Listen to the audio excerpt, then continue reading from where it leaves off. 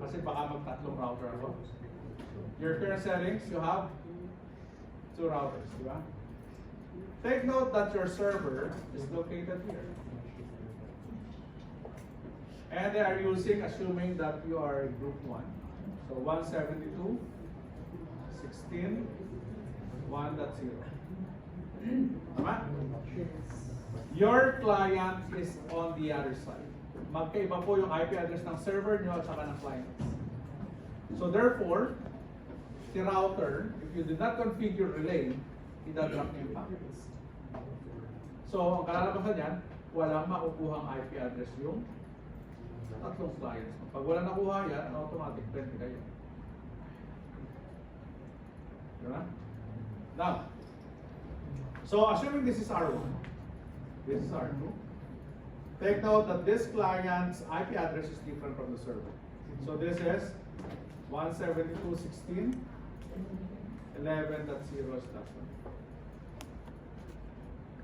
Now, when you turn on your device, since that has been configured with DHCP, automatic mag-issue ng DHCP Discover. Maghahanap yan ng DHCP server sa network. Since wala siya nakita, ibabato yan ng computer sa default gateway. Pagdating sa default gateway, idadrop yung requests. Bakit? Hindi ko kilala kung sino naharap. Okay? So, take note that this is 209.165.200.224, di ba? So, you configure OSPF here. Again, this is your current setup. Kung dadagdag ako dyan, pero hindi naman, no? Ayan. OSPF. Now, you have to configure your R2, okay, IP DHCP relay. Anong ginagawa ng DHCP relay? These are being configured when your clients is located on the other network than that of the server. Take note, taga 1.0 to. Ito, 11.0. So you need to put IP DHCP relay, IP address ng server. So that when the packet reaches R3 looking for the DHCP server, with this command, ipapato niya yan kay server. So saka siya bibigay ng IP address. Okay? So ito po yung key para tumakbo yan. So sir, saan lagi kinoconfigure yung relay? Kung saan nakasaksak yung network nyo, doon nyo i-configure yung relay.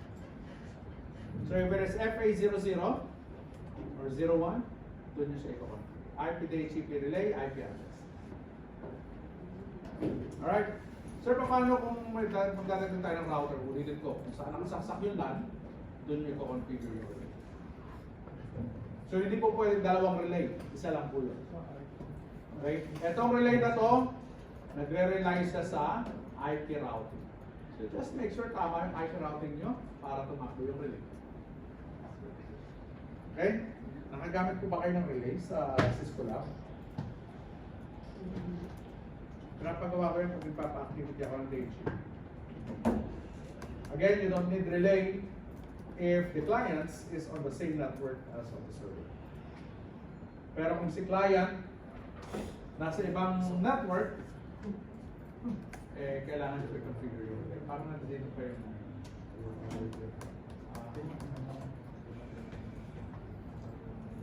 ito. Teka lugar ito. Nakabilan ako, di ba? Si VLAN 10 at saka si VLAN 20. Magkaibang network yan. Si server, nasa VLAN 10. Yung client, nasa VLAN 20. So, kailangan mo mag-configure ng relay. Ito po yung configuration, no? IP helper address, IP address ng server. Sa FA01, okay? Bakit sa FA01? Okay, this is the router. Doon po nakasaksak si